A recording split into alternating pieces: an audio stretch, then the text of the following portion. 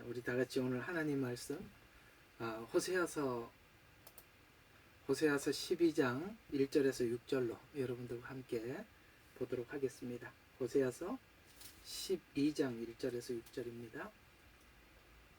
자, 제가 봉독해 드리겠습니다. 에브라임은 바람을 먹으며 동풍을 따라가는도다. 그는 날마다 거짓말과 황폐함을 늘리는도다. 그들은 아시리아인들과 더불어 언약을 맺고 기름은 이집트로 옮겨지는도다. 주께서 또한 유다와 논쟁하시고 야곱의 그의 행위대로 벌하실 것이며 그의 행위대로 그에게 보응하시리라. 그는 태에서 그의 형의 발꿈치를 잡았고 또 자기 힘으로 하나님과 힘을 겨루었도다. 정녕 그가 천사와 힘을 겨루어 이겼고 그가 울며 그에게 간구하였으며 그가 베델에서 천사를 만났고 거기에서 그가 우리와 말하였으니 곧 만군의 주 하나님이시요 주는 그의 기념이라. 그러므로 너는 내 하나님께로부터 돌이켜서 자비와 공의를 지키며 내 하나님을 끊임없이 기다리라. 아멘. 이런 호세아서 같은 내용은 그저 단순한 예언서 정도로 보면 이 내용에서 우리에게 주시고자 하는 깊고 깊은 의미들을 우리가 다 찾아낼 수 없을 만큼 내용이 깊죠. 저번 주에 여러분들에게 말씀드렸던 것은 이스라엘의 이런 돌이킬 수 없는 이 근성들, 하나님께서 한탄하셨죠. 내가 어떻게 너희를 포기하겠느냐. 그저 과거에 있었던 소돔과 고모라처럼 심판하고 멸망하고 그렇게 돌이킬 수 없는 거 아니냐. 왜냐하면 나는 너를 낳았고 길렀고 또 그야말로 부모가 자식을 잊지 못하듯이 그런 관계인데 어떻게 심판하고 내가 돌이키랴. 네가 그렇게 해결할 수 없다면 내가 해결할 수 있도록 해야 하지 않겠느냐라는 게 저번 주에 여러분들에게 말씀드렸던 이야기죠. 그것이 하나님의 해결 방법으로 꺼내놓았던 것이 바로 성육신 사건이다 라고 말씀을 드렸습니다. 하나님께서 직접 오셔서 하나님 우리를 얼마나 사랑하시는지를 다 보여주시어서 우리 마음을 돌려놓겠다라고 결단했던 11장을 넘어서서 오늘 12장에 가서 지금 현재 이스라엘 백성들이 이 지경이 된 이유가, 이게 잠깐 이렇게 주석을 잠깐 해드리면, 에브라임은 북이스라엘을 지칭을 할 때 이렇게 에브라임이라는 말을 씁니다. 바람을 먹고 동풍을 따라가고 그냥 뭔가 우리가 세상을 거스르려 올라가야 되는데 그냥 세상이 흘러가는 대로 이렇게 살아가는 그 이유는 너희가 태생이 그렇다는 겁니다. 그 태생이 왜 그러냐면은 이제 야곱을 가지고 들어와서 이스라엘이 지금 이 지경이 된 것은 너희들의 태생이 그럴 수밖에 없어서 그렇지 않느냐라고 이야기를 하면서, 그는 태어나면서부터 형의 발꿈치를 잡았다는 말은 인간의 본성이 남의 것을 취하고 다른 사람의 것을 뺏는 것이 인간의 근본적인 본성이었기 때문에 너희가 너희 자신을 위해서 사는 것. 그러니까 오늘 여기 이스라엘 백성들을 애굽에서 꺼내 주셔서 가나안 땅을 주고 그런 축복들이 자기들이 받은 축복이 얼마나 놀랍고 큰 정말 보상이 아니라 그냥 하나님이 거저 주신 은혜라는 것을 알지 못하니까 뭘 줘도 자기만을 위해서 구하죠. 그러니까 뭘 줘도 그게 고마운 줄 모르고 감사한 줄 모르는 이유가 뭐냐면 이 야곱과 같이 인간의 본성이 그렇다는 거죠. 형의 발꿈치를 잡고 태어났다는 말을 여러분들이 어떻게 이해하셨는지는 몰라도 인간의 본성이라는 것이 남의 거 뺏고 금어지고, 그러니까 성경에 보면 손 마른 병이라고 나오죠. 이렇게 손이 오그러들어 있는 거거든요. 이게 인간의 본성이라는 거예요. 예수님이 오셔서 손을 펴라고 말씀하시죠. 인간은 스스로 손을 펼 능력이 없어요. 그저 움켜쥐는 것, 빼앗는 것. 그것이 형 에서에게 축복을 받아내는 것으로 야곱의 그 근성. 그래서 오늘 여기 그 얘기입니다. 태에서 형의 발꿈치를 잡았고 자기 힘으로 산다. 그래서 그 자기 힘이 어디까지 가느냐? 하나님과 힘을 겨룰 만큼 인간은 그 빼앗으려고 하는 욕심과 욕망이 거기까지 가더라. 그런데 내가 너를, 이런 근성을 가진 너를 놓을 수 없다. 근데 이게 이제 조금 다른 의미에서는 이런 겁니다. 너가 그런 근성을 가졌기 때문에 하나님께 돌아온다면, 그 근성이 하나님께 쓰여진다면 여러분 어떻게 바뀌어지겠습니까?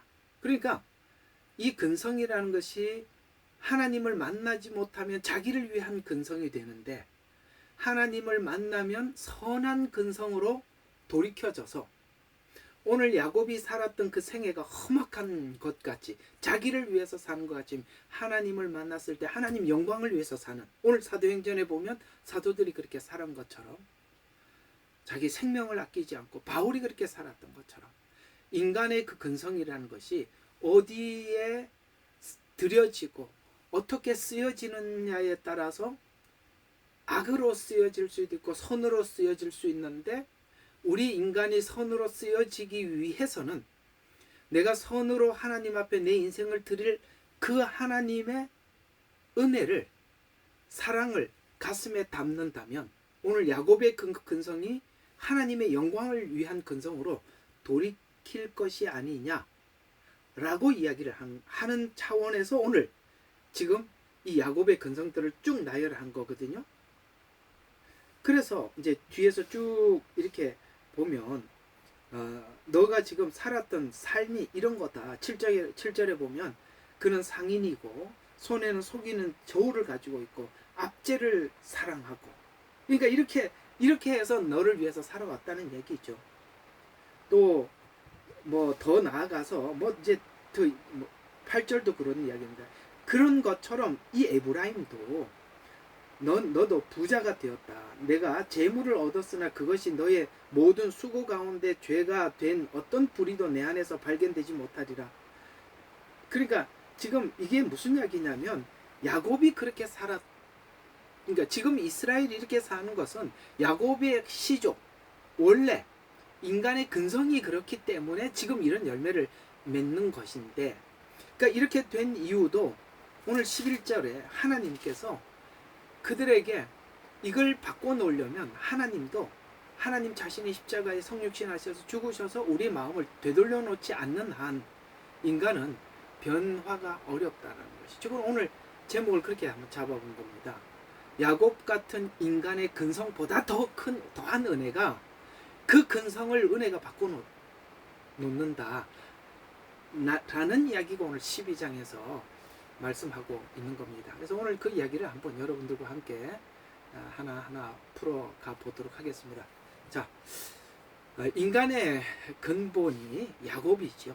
인간의 마음이 야곱인 이유는 그 본질이 빼앗기 위해서는 속이고, 그 다음에 뭔가를 훔치고 남의 것을 빼앗기 위해서는 꾀를 부려야 돼요. 이게 이제 본질이고, 또 그게 속임과 꾀가 본질이다. 그래서 아무리 하나님이 거룩해도 거룩한 하나님을 우상 숭배하고, 그 거룩한 하나님을 오늘 하나님께 마치 속여서 자기 것을 취하듯이 하나님 앞에서도 어떻게 산다고요? 하나님이 거룩하더라도 그 우상 숭배하고, 또 그 다음에 하나님이 가지고 계신 거 어떻게든지 좀 얻어내려고, 빼앗아 보려고, 형을 속여서라도 마치 자기가 복을 받아야 되는 것처럼, 그런 것처럼 속이고 우상 숭배하고, 지금 또 권력을 줬더니 그걸 가지고 하나님을 배도하고 자기를 위해서 쓰는, 그러니까 이 악한 속성에서 스스로 벗어나지 못하기 때문에, 우리 모두 공감하는 이야기지. 지금 야곱 이야기하는 게 아니라 우리 모두를 한번 생각해보라. 같은 이야기지 않습니까? 우리가 그렇단 말이죠. 그래서 또 우리가 예수를 믿은 후에도 죄를 해결하려고 접근했을 때 각자가 그토록 깊고 긴 싸움을 하는 이유도 그렇다는 거죠. 우리가 예수 믿고 난데 이 본질을 바꾸기 위해서 우리가 깊고 긴 싸움을 하는 이유도, 오늘 이 야곱이 태어나면서부터 형 발꿈치를 잡았던 이런 근성이, 이 근성이 그게 쉽사리 변화되는 게 아니라는 차원에서 야곱과 같은 근성에서 시작한 자신을 보기 때문에 자기 의지로는 해결할 수 없기 때문에 하나님께서 우리 마음을 바꿔놓지 않으면은 이게 바뀌어질 수가 없기 때문에 하나님께서는 이제 그 약속을, 하나님께서 이런 야곱을 보는 게 아니라 하나님이 이삭에게, 아브라함에게 약속한 약속을 기다릴 수밖에 없는 상황이라는 것이죠. 우리는 주님을 만나지 않고는 변화가 안 되니까. 그래서 오늘 5절과 6절의 핵심 절인데요, 이렇게 이야기합니다. 자, 잘 봐요. 곧 만군의 주 하나님의 주는 그의 기념이라. 무슨 말입니까? 결국 네가 바뀌어지는 것은, 너는 네 스스로 바뀔 수가 없으니까 내가 하나님이다. 그러니까 하나님으로서 내가 너를 바꿔놓고 말 것이다. 그러면 우리가 다시 이제 여호와라는 이름을 다시 처음부터 이야기했던 그걸 우리가 한번 쭉 다시 생각해 봐야 되겠죠. 여호와, 그는 뭐죠? 나는 나다. 나는 나인 것을 지금도 멈출 수 없는 나다. 이 말에 적어 놓으세요. 굉장히 중요한 이야기예요. 여호와라는 말이 무슨 말이라고요? 나는 나다. 내가 여호와인 것을 지금도, 나는 과거의 나가 아니라 지금도 그 나는 나다. 너인테. 그걸 내가 멈춘 적이 없다. 라는 뜻에서 여호와라는 것이죠. 오늘도 하나님께서 여러분과 저를 변화시키고 새롭게 만드는 일에 하나님 멈추지 않고 우리 생활 속에, 이렇게 생활 가운데 치고 들어오죠. 그래서 오늘 하나님께서 너의 변화는 하나님이 하시기 때문에 오늘 이렇게 이야기하고 있는 것입니다. 자기 의지로 해결할 수 없기 때문에 하나님이 약속한 약속을 기다릴 수밖에 없는 상황인데, 오늘 여기 너의 하나님을 기다리라, 이렇게 바랄지어다, 이렇게 이야기를 하고 있습니다. 그러면 왜 이스라엘은 지금 이 문제가 해결되기 위해서는 하나님만, 곧 여호와만 바라봐야 하는 이유가 뭐냐면, 그들 조상 야곱이라는 이름이 이스라엘로 바뀐 것을 한번 봐라. 그러니까 지금 샘플이 야곱이고, 지금 현재 야곱이 변화되듯이 앞으로 지금 현재 이스라엘이 변화돼야 되거든요. 그러니까 하나님께서 너희들을 어떻게 바꾸어 놓을 것이냐를 야곱을 모델로 지금 설명을 하고 있는 것입니다. 그래서 그들의 조상 야곱이라는 이름이 이스라엘로 바뀌어진 그 과정이 하나님이기 때문에 바꾼 거 아니냐. 야곱에게는 축복의 근거가 전혀 없었지만 하나님이 약속한 약속이 결국 야곱을 바꿔놨다. 이렇게 하나님께서는 이스라엘에게 설명해 주고 있는 것입니다. 야곱을 바꾸기 위해서 하나님이 어떻게 했었죠? 야곱은 어떻게 해야 되느냐면 자기의 정체성을 봐야 되기 때문에 하나님께서 이제는 그 어머니를 떠나서 스스로 어쩔 수 없이 라반의 집으로 가서, 내가 오늘 여기 라반의 집에 가서도 뭐 했는지 한번 여기 좀 설명하고 있어요. 한번 이 본문에 나오거든요. 자, 어디를 보냐면은 12절 보세요. 자, 야곱이 시리아 지방으로 도망가서, 이게 이제 라반이 사는 지역입니다. 도망하였고, 이스라엘은 도망갔어요. 하나님이 그 도망가듯이 도망을 자기가 가고 싶어서 갔어요. 갈 수밖에 없어서 가듯이 오늘 이스라엘도 아수리의 포로를 자기들이 가고 싶어서 하고 싶어서 합니까? 아니죠. 자기들도 어쩔 수 없이 그렇게 갈 수밖에 없어서 갈 것이라는 이야기가 되는 거거든요. 그래서 도망하고, 이스라엘은 자 가서도 뭘 했냐면은 자기를 위해서 살더라. 아내를 위하여 섬겼으니, 그가 아내를 위하여 양을 쳤도다. 다 자기가 원하는 걸 얻기 위해서 그랬다. 여러분 아시죠? 14년 동안 라반한테 7년 속고 또 7년을 봉사하잖아요. 그거 왜 그랬죠? 라헬을 얻으려고. 이게 무슨 뜻입니까? 가서도 야곱이 어떻게 살더라? 자기를 위해서 살더라. 지금 이스라엘이 왜 이렇게 됐느냐? 야곱과 같은 근성 때문에, 본성이 그렇다는 거예요. 여러분, 우리가 살아보면 참 질기다는 걸 우리가 느끼죠. 우리 자신들이 안 돼요. 왜 이렇게 안 되는지 몰라요. 뭔가가 해결됐다, 돌이켰다, 새롭게 됐다라고 보는데 보면 어느 날 보면 똑같아요. 설교 들을 때 잠시 은혜를 받았을 뿐이지 돌아서면 똑같아요. 그걸 보면서 참 우리 스스로가 가슴 칠 일인데, 오늘 여기 그것이 나만 그런 게 아니라 야곱이 그랬고 이스라엘이 그랬다니. 거기에 가서도 자기를 위해서 뭘 하더라는 것이죠. 이런 것처럼 야곱이 자기 속에 얼마나 자기 애가 강한지를 라반의 집에서 정체성을 발견한 후에 결국은 하나님이 또 몰고 가죠. 또 이 라반의 집에서 떠나서 부모 집에서 떠날 수밖에 없었듯이 라반의 집에서 또 떠나서 결국은 하나님이 가장 두려워했던 그 형을 만나는 야복강에서 그토록 실험해서 변화된 것처럼 이 모든 과정에 누가 하나님이 하나님 되셔서 야곱에게도 단 하루도 야곱과 떨어져 있어 본 적이 없고 매일매일 야곱의 생애 속에 들어와서 그걸 실험해서 바꾸기 위해서 싸웠다라고 하나님이 말씀하고 있는 거거든요. 그런 것처럼 야복강에서 그토록 실험해서 변화된 것처럼 이스라엘은 자신의 정체성을 봐야 하기 때문에 오늘 야곱이 라반의 집에 가서 야복강이라는 이 자리에 올 수밖에 없었던 것처럼 이스라엘도 지금 저들의 문제를 봐야 하기 때문에 아수르에 넘길 수밖에 없게 되었다라고 오늘 호세아를 통해서 이스라엘에게 선포하고 있는 것입니다. 오늘 이런 이야기들을 우리가 지금 현 시국 속에서도 한번 생각해 볼 필요가 있는 것이죠. 어쩌면 우리가 변화되기 위해서는 하나님께서 아까 권사님이 기도한 것처럼 그렇게 결정할 수도 있다는 것이죠.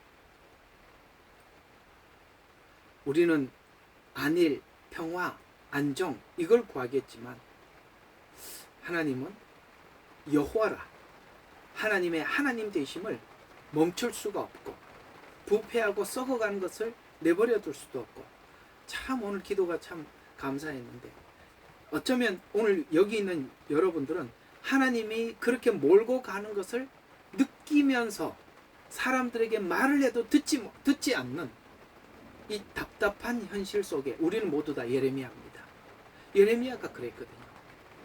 자기는 하나님께서 미래에 할 일이 눈에 보이고 이스라엘 백성들은 아무리 이야기를 해도 알아듣지 못하고 그러니 가슴을 치면서 울면서 하나님 그들에게 외치고 또 전해도 아무도 받아들이지 않고 어쩌면 오늘 우리 예레미야의 눈물 이름처럼 우리 모두가 그런 선지자와 같은 역할로 부름을 받았을지 정말 참 흡사한 그런 상황에 놓여 있고 이름도 예레미야입니다.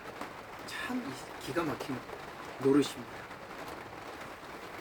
어쨌든 계속 보면 이런 이야기입니다. 이렇게 해야 하는 것도 사실 하나님 앞에 하나님 자신도 얼마나 괴로운 일입니까?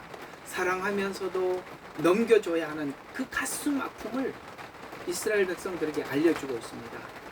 그래서 미래의 이스라엘에게 일어날 일들을 생각해 보면 여기까지 이해한 후에 12장에서 우리가 생각해 볼 것은 오늘 여기 이 앞에 있는 호세아서 11장까지 다 보고 난 뒤에 12장에서 우리가 생각해 볼 것이 뭐냐면 이스라엘이 불순종해서 멸망했는데도 회복이 되는 이유를 12장과 14장에서 다루고 있답니다. 앞에서는 그렇게 잘못을 지적을 하다가 하나님께서 왜 이스라엘이 회복되어야 하는지 그 근거가 하나님이 이스라엘과 약속했기 때문입니다.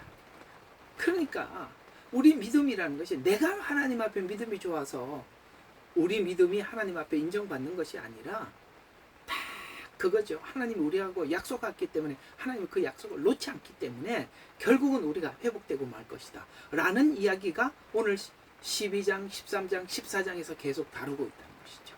그러면 오늘 이 호세아서에서 말씀하고 있는 하나님의 사랑은 어떻게 나타나는 겁니까? 아수르에 내보내서 그들을 들들 볶아서 새롭게 만들어서라도 데리고 오겠다라는 의지에서 하나님의 사랑이 나타나 있고 또 이스라엘이 범죄한 것이 무슨 뜻인가라는 뜻입니다. 이 답을 야곱에서 찾을 수 있는데 이스라엘 민족의 시작이 야곱과 방불한 존재라는 것인데 너희가 누군지 야곱에서 잘 드러나 있다라고 말씀하고 있는 것입니다. 그래서 오늘 2절에 보면 이런 부분에서 야곱과 같다는 것에서 마치 야곱의 출생, 발꿈치를 잡은 것에서 그 생애 속에서 자기를 위해서 살았던 욕심에서 오늘 이 야곱 이야기를 창세기 25장 26절부터 쭉 보게 되면 오늘 그렇게 이야기하죠. 야곱이 형 에서의 발꿈치를 잡은 것에서 야곱의 에서에서 뒤처지게 되자 형의 발꿈치를 잡았는데 야곱은 원래부터 그런 자였다라고 약탈자라고 말하고 있습니다. 야곱은 원래 그런 자며 원래 그런 너희를 아버지에게 같이 사랑한다는 것입니다.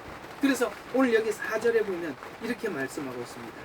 20년 동안 부자가 되어 돌아와서 형의 복수를 면하기 위해서 몸부림쳤던 사건을 기록하고 있는데 야복강 사건이 야곱이 오직 자기 뜻을 이루기 위해서는 끝까지 그 형 앞에서도 모략을 꾸미고 마지막까지 고집을 부렸던 것인데 야곱과 같이 인간은 욕심 덩어리라고 성경은 우리에게 말씀하고 있는 것입니다. 어떻습니까? 이게 지금 이스라엘에 관한 이야기라고 생각하십니까? 아니에요. 우리 모두가 그런 사람들이거든요. 그러나 하나님이 야곱을 축복하신 것은 야곱의 그 억척스러운 고집 때문이 아니라 하나님이 약속했던 약속 때문에 결국 야곱이 바뀐 게 아니냐. 지금 이스라엘 백성들이 아수르의 포로로 잡혀가더라도 돌아올 겁니다. 결국은 변화되고 말 겁니다. 지금 현재 살아가고 있는 이 시대도 이스라엘은 돌아오지 않고 있습니다.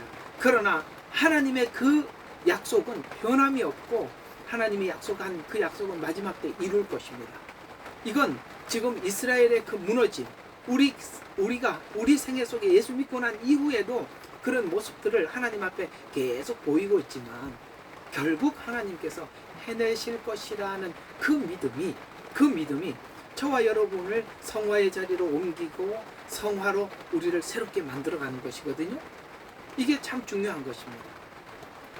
앞으로 로마서 하면서도 이 부분도 여러분들과 함께 깊이 다뤄볼 것입니다.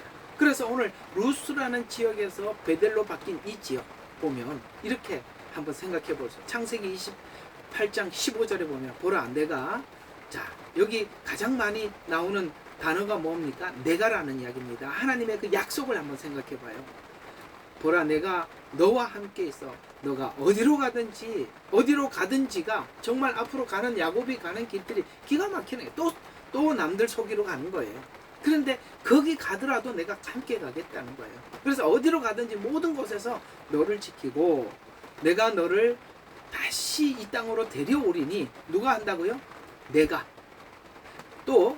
내가 내게 말한 바를 이룰 때까지 내가 너를 떠나지 아니할 것이라.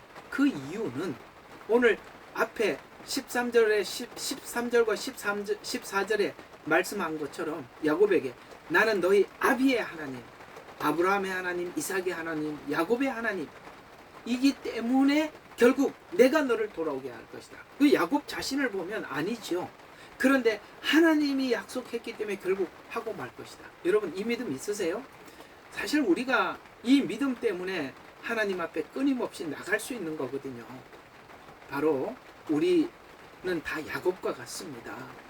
그러나 우리가 소망을 갖는 것은 그 야곱과 같은 우리들을 결국 하나님께서 바꾸어 놓으셨다라는 것을 우리는 성경이라는 이 텍스트를 통해서 우리가 확신을 가지고 있기 때문에 그런 것입니다.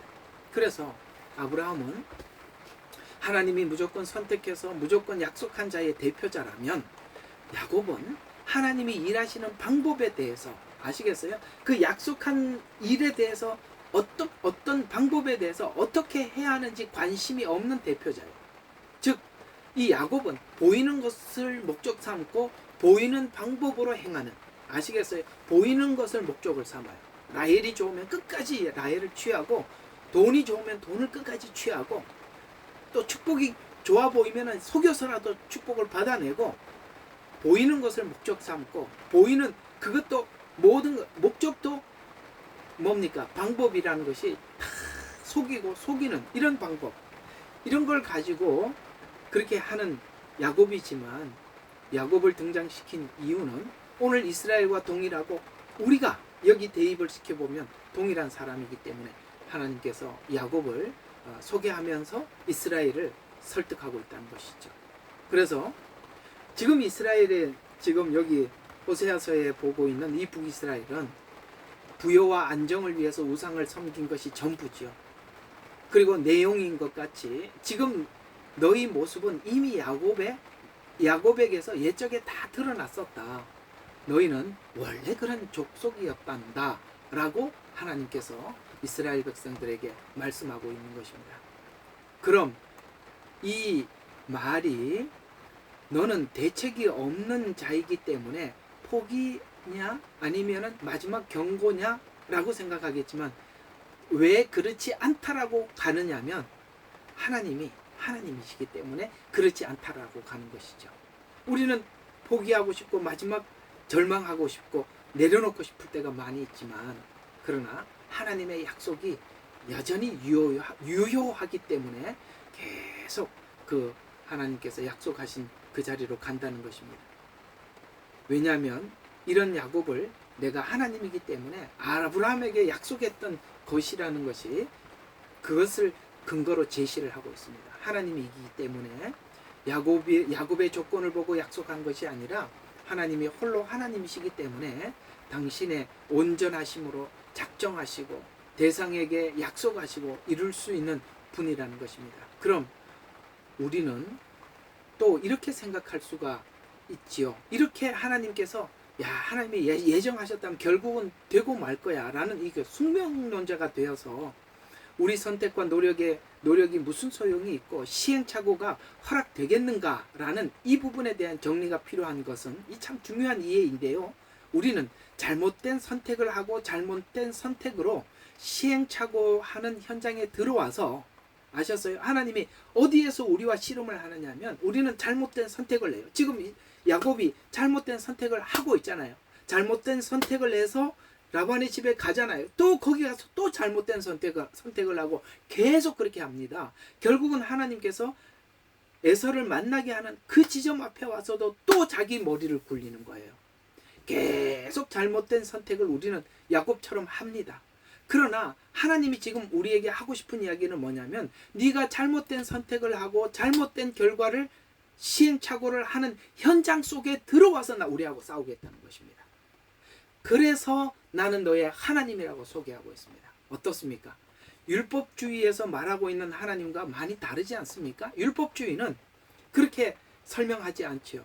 틀리면 하나님이 버리신다고 말씀을 하고 있는데, 하나님은 도리어 그렇지 않다라고 말씀하고 있습니다. 그런 것처럼 하나님의 목적은 우리의 실패와 부족함에도 불구하고 하나님의 목적은 이루어진다는 것입니다. 이것이 우리와 다른 것인데, 우리의 부족함과 부정함을 받아들인다는 겁니다.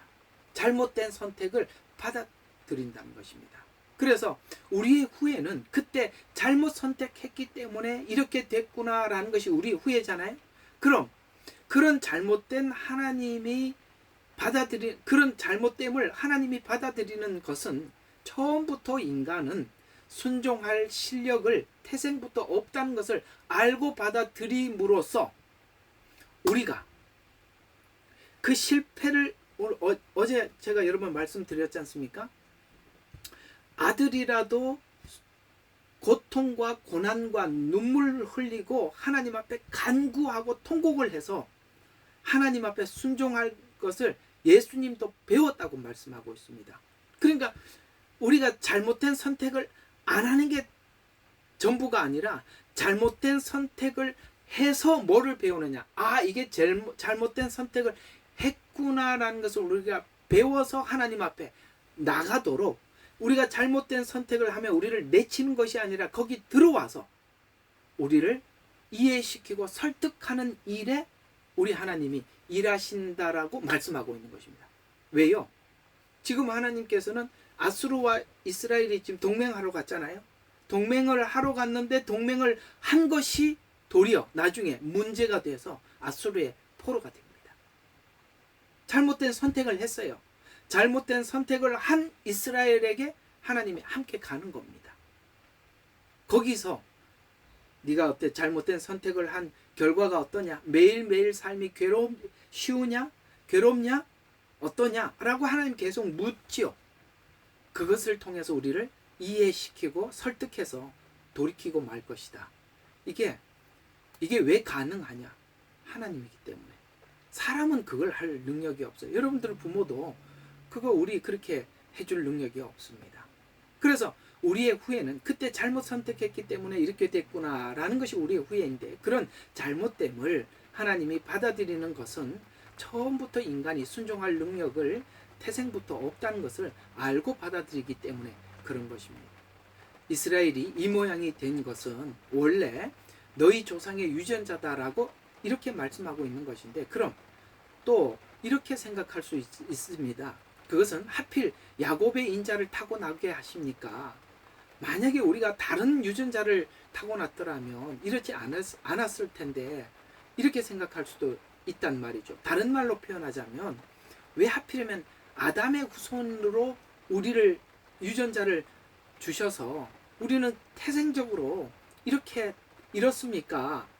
라고 우리가 얘기할 수 있겠지만, 아담 말고 다른 사람을 하시면 성경 전체의 과정이 필요 없잖아요. 그렇죠? 성경 전체의 과정은 인간의 타락을 하나님이 내버려 두지요. 그리고 그 긴 시간을 돌아와서 하나님을 이해하고 들어와서 자발적으로 하나님의 손을 붙잡게 만들지요. 바로 이 과정이라는 것이 필요하기 때문에 하나님께서 이걸 허락하셨다는 거예요. 자, 그러면은 우리가 성경을 보는 관점, 하나님을 이해하는 관점에서 굉장히 중요한 부분이 오늘 이야기 속에 지나가는 겁니다. 하나님은 우리가 죄를 지을 때 죄를 짓는 그 자리에 와서 죄를 짓지 말라고 손을 탁 치고 뺨을 때리고 머리를 꿀밤을 때리는 것이 아니라, 죄를 짓는 것을 허락하셔서 우리가 이것이 죄라는 것을 스스로 이해하도록, 그리고 그 과정 속에서 우리가 내 속에 있는 악한 근성들이 얼마나 짙고 깊게 뿌리 내려져 있는지를 경험하게 하셔서 우리가 스스로 돌이키는 이 과정이라는 것이 그렇게 중요하다는 거예요. 만약에 이 과정이라는 것이 필요 없다면 성경이 이렇게 긴 역사를 통해서 기록할 이유가 전혀 없습니다. 만약에 이 과정이 필요 없다면 하나님께서는 에덴 동산에서 아예 선악과를 치워버렸을 것입니다.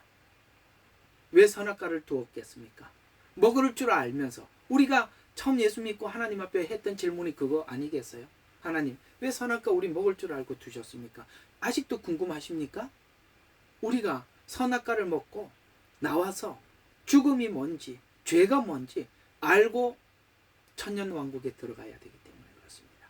그걸 알고 천국에 가야 되기 때문에 과정이, 그래서 굉장히 성경은 과정을 중요시 여기는데 우리는 과정이 빠져버렸어요. 그냥 예수 믿으면 천국 간다 라는 것밖에 없어요. 근데 천국 가기까지 하나님이 이런 과정을 밟는다는 걸 놓쳐버린다는 것이죠.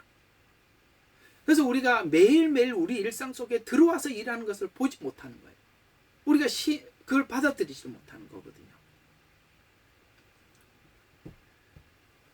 성경은 야곱의 인자를 경험하고 넘어 예수님의 조상이 된 자라고 말씀하시면서 먼저 야곱이었음을 인지하고 인지하고 야곱의 예수님의 인지를 받아서 변화를 요구하셨다는 것입니다. 이게 이제 둘째 아들의 비유죠. 그러니까 제가 자주 말씀드린 것처럼 성경 전체 이야기는 둘째 아들 이야기다. 만약에 우리가 에덴 동산에 선악과도 없고 그냥 계속 지금 그렇게 살았더라면 첫째 아들처럼 됐을 것이다. 첫째 아들은 누리면서도 모르고 둘째 아들은 누림이 뭔지를 안다는 것이죠. 여러분, 우리 금수저, 흙수저 이야기 하잖아요. 금수저들이 태어나면서도 금수저라면 이게 자기가 누리는 것이 뭔지 어떻게 알겠어요? 우리가 흙수저로 살았기 때문에 금수저가 뭔지 알잖아요. 옛날에 어떤 목사님 간증을 한번 하시는데, 어떤 목사님이 간증을 하시는데 서울에 어떤 집회가 있어서 잠깐 놀러 갔다 차를 세워놓고 집회를 하고 내려와 보니까 누가 주차해놨던 차를 이렇게 반발을 박아서 찌그러져 있었던 거예요. 그래도 다행히 이제 그 젊은 애들이 둘이서 그 차를 박았는데 내려서 이거 어떻게 하면 좋냐고 어떻게 하면 좋냐고 막 이렇게 발을 동동 구르고 있더래요. 그래서 와 보니까 이제 목사님 차가 범퍼가 이렇게 찌그러져 있어서 이거 어떻게 할 거냐 이렇게 대략 보니까 아유 이거 바쁘기도 하고 그래서 내가 이거 수리할 수 있도록 내가 수리비만 조금만 달라라고 그렇게 얘기를 했대요.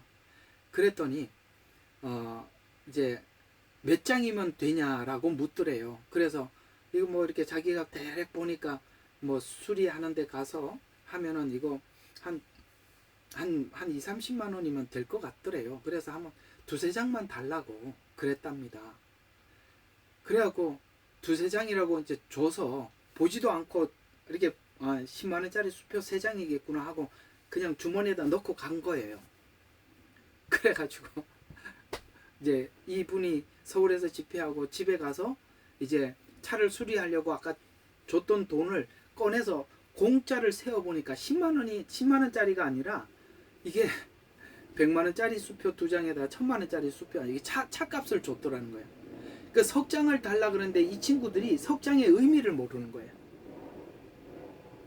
목사님은 30만 원을 이야기했는데 이 친구는 1000만 원짜리 수표 하나에다가 100만 원짜리 2장을 준 거예요. 그게 옛날 이야기니까 차 한 대 값이었거든요.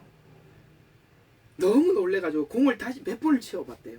그러니까 일시 100, 1000만, 10만 너무 놀래가지고 곰곰이 생각을 해봤다는 거예요. 도대체 왜 이렇게 돈을 많이 줬을까 생각해보니까 그게 첫째 아들인 거야. 금수저. 그러니까 이 친구들은 10만 원의 개념과 100만 원의 개념과 1000만 원의 개념이 없는 거예요. 그냥 자기 그냥 이게 그렇게 장수로 생각하고 준 거예요. 이해가 가세요? 무슨 이야기인지? 첫째 아들이 하나님이 아버지가 그러잖아요. 얘야 내 것이 다 내 것이로 돼. 누리면서도 그 누림이 얼마나 복된지 몰라요. 둘째 아들은요. 어떤 마음으로 왔지요? 종의 하나로 봐주소서. 이렇게 왔거든요. 그러니까 이 누림이 얼마나 귀한 건지 알아요. 우리는 천년 왕국을 그립니다. 그리고 지금 공의롭지 않는 나라에서 공의롭지 않는 것을 경험하고 있어요. 그러면서 예수님께서 공의로 통치하는 나라가 얼마나 소중한지 지금 뼈저리게 느끼고 있는 겁니다. 그렇죠? 권세자가 공의롭게 재판한다는 게 얼마나 소중한지 우리는 지금 조금 느끼는데 예수님은 얼마나 공의로운 재판관이십니까? 얼마나 공의로 통치하시는 분입니까? 얼마나 사랑이 많으신 분입니까? 우리는 그런 배고픔을 지금 느끼는 이유는 훗날 주시는 놀라운 축복이 우리가 그 축복을 누릴 때 그 누림의 가치를 알기 위해서는 그 과정이 필요하다는 거예요. 성경은 이 과정을 굉장히 중요시 여기고 그 과정에 대해서 잘 설명을 해주고 있다는 것입니다. 그래서 이렇게 66권의 긴 기간을 써서 우리 마음 깊은 곳까지의 항복을 받아내셨다는 것을 알게 해주더라는 것이죠. 아브라함의 하나님, 이삭의 하나님, 야곱의 하나님이 된 것은 사람에게 조건이 있지 않고 오직 하나님께만 조건이 있다는 뜻을 우리에게 담고 있고 그걸 알으라는 것이죠. 그런 의미에서 아브라함과 이삭과 야곱과 나는 차이가 없다고 선언하는 것입니다. 오직 이 약속이 야곱에게 적용되어서 아까 말씀드린 것처럼 여러분 꼭 기억하십시오. 야곱이 지금 잘못된 선택 때문에 도망을 가고 있는데 그 잘못 선택해서 도망간 그 자리에 내가 어디를 가든지 너를 지키고 얼마나 감사한 일이에요. 내가 똑바로 가야 지킨다는 게 아니라 잘못된 선택 때문에 간 그 자리 지키듯이 이 아수르에 잡혀간 거기 가서 너를 지키고 결국은 너를 이 땅으로 되돌아오게 하듯이 거기서 그 땅에서 다시 고토로 되돌아오게 해서 내가 내게 말한 바를 이룰 때까지 하나님이 약속한 것을 이룰 때까지 내가 너를 떠나지 아니하리라. 여러분 이 약속 하나면 우리가 전부 다 된 거 아니겠어요? 그럼 우리는 이런 생각이 들죠. 외삼촌 집에서 방황하지 말고 지금 베델에서 하시면 될 텐데 여기서 지금 가려고 하는데 여기서 딱 요 정도만 해도 내가 지금 마음이 너무너무 힘든데 여기서 내가 돌베개를 베고 자면서 내 인생을 생각해보는 이 자리에서 난 충분히 느꼈다고 생각하고, 하나님, 제가 참 잘못했네요. 그냥 여기서 좀 되돌려 가면 어떻습니까? 하나님, 여기서는 되돌리지 않고 방황의 시간을 허락하십니다. 우리는 가끔씩 그럴 때가 있어요. 하나님, 기도하면서 하나님, 제가 제 잘못을 다 알았습니다. 그저 이제 알았으니까 용서해 주십시오. 그런데 하나님 시간을 다 연장하거든요. 다시 연장하거든요. 왜 연장하는 것 같습니까? 여러분, 그 정도로는 해결될 수 있는 일이 아니기 때문에 그렇습니다. 베델에서 하나님이 여기서 그 잠시 느끼고 회개했다고 해결이 안 되는 거거든요. 그래서 우리 시간과 하나님 시간이 다른 거예요. 그래서 여러분들의 연단의 시간이 긴 겁니다. 그래서 야곱의 선택지인 외삼촌 집으로 가는 시간을 받아들이냐, 하나님이 받아들이는 것입니다. 그래서 어디로 가든지라는 말은 너의 선택에 따라서 어디를 가든지 내가 떠나지 아니하리라 라고, 이 말씀을 지금 이스라엘 백성들이 곧 조금 있으면 아수르로 포로로 잡혀가기 전에 하나님 미리 해두시는 것입니다. 그래서 하나님이 우리를 항복시키는 방법은 우리 모든 것을 격도록 두셨다가 돌아오게 하는데, 그 시간에 우리와 함께 한다는 것에 대해서 우리는 참 놀랍고, 사실 그걸 알고 난 뒤에 우리는 하나님 앞에 울어버리는 것이죠. 우리가 하나님을 만나고 알고 놀라면 그곳까지 함께 하셨던 것에서 놀랍고, 극적인 상황에서 오늘 여기 보니까 더 이상 물러설 수 없는 야곱, 에서를 만나는 이 자리에서 하나님 반전을 일으키는 것에 놀라죠. 참 두 가지가 놀라요. 지금까지 그 깊고 깊은 죄 속에 하나님이 나와 함께 하셨다는 것이고, 언젠가는 하나님께서 이 반전의 시간까지 와서 뭔가 반전을 일으켜버리는 것이죠. 이것이 우리가 하나님 앞에 가장 충격을 받는 부분, 이것이 바로 하나님이 우리 하나님이라는 증거요, 간증인 것입니다. 하나님이 어떻게 나의 하나님이 되셨던가를 삶의 구체적인 경우와 실제로 함께 하였다는 것이 하나님 되신 것입니다. 자, 결론입니다. 야곱이 약속했던 그 약속이 지금도 유효하게, 내가 어디로 가든지 너와 함께 하겠다, 지키겠다라는 이 약속이 앞으로 이스라엘에게 벌어질 12장에 그 약속도 함께 하는 것입니다. 너는 아수르의 포로가 될 것이다. 그러나 거기서도 내가 너와 함께 하기 때문에 너는 어디에 있더라도 할 수 있는 일이 있다라고 말씀하십니다. 우리가 아무리 험악해도, 앞으로 우리에게 어떤 일이 닥치더라도 우리가 할 수 있다. 왜? 약속을 붙잡은 사람들은 어떤 극한 상황 속에서도 다니엘이 될 수 있고 다니엘의 친구가 될 수 있다. 왜? 하나님께서 결국 하고 말 것이니까. 그냥 우리가 여기 잡혀있는 이 아수르에 잡혀온 것이 끝이 아니니까. 하나님이 계획이 있으니까. 거기서도 너는 자비와 공의를 지킬 수 있다. 거기서도 너는 선을 베풀 수 있다. 하나님이 가지고 계시는 속성인 인자와 공의를 베풀 수도 있고 그걸 지킬 수 있다. 할 수 있다. 해봐라. 라고 말씀하고 있는 것입니다. 어떻습니까? 용기가 생기지 않습니까? 예, 하나님이 함께하면 우리는 하나님이 함께 하신다는 약속이 있기 때문에 어떤 상황 속에서도 우리 그리스도인으로서 할 수 있는 일들을 할 수 있는 것입니다. 우리 북한에 있는 그리스도인들 생각해 보십시오. 저 중동에 있는 그리스도인들 생각해 보십시오. 지금 저 중국에 있는 우리 그리스도인들을 생각해 보십시오. 그들은 그런 우리가 상상할 수 없는 상황 속에서도 하나님의 사람으로서 자신들이 할 수 있는 일을 하고 있습니다. 바로 우리의 이 변화는 바로 하나님의 인격, 하나님의 성품, 그 인격과 성품으로 만날 수 있다면 우리는 어디서도 그리스도의 향기를 발할 수 있는 것입니다. 오늘 이 말씀이 여러분들에게 큰 용기가 되시기를 주의 이름으로 축원합니다. 기도하겠습니다. 하나님 고맙습니다. 그렇습니다. 하나님이 함께 하시면 못할 일이 뭐가 있겠습니까? 오늘 야곱이 아버지는 잘못된 선택을 해서 잘못된 정말 고난의 시간을 기다리고 있는 그 시간을 향해서 가고 있지만 하나님은 그 잘못된 선택을 하고 간 길에 함께 하십니다. 결국은 하나님께서 하나님이시기에 돌아오게 하셨고 야곱은 언젠가 변화의 날을 맞이해서 그 이름이 이스라엘로 변화되었습니다.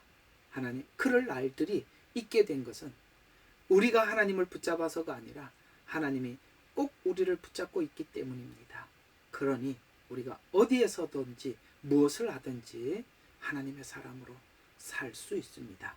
하나님, 오늘도 이 말씀을 얻어 가지고 용기를 얻을 수 있도록 하나님 저들을 축복하여 주시옵소서. 예수님 이름으로 기도합니다. 아멘.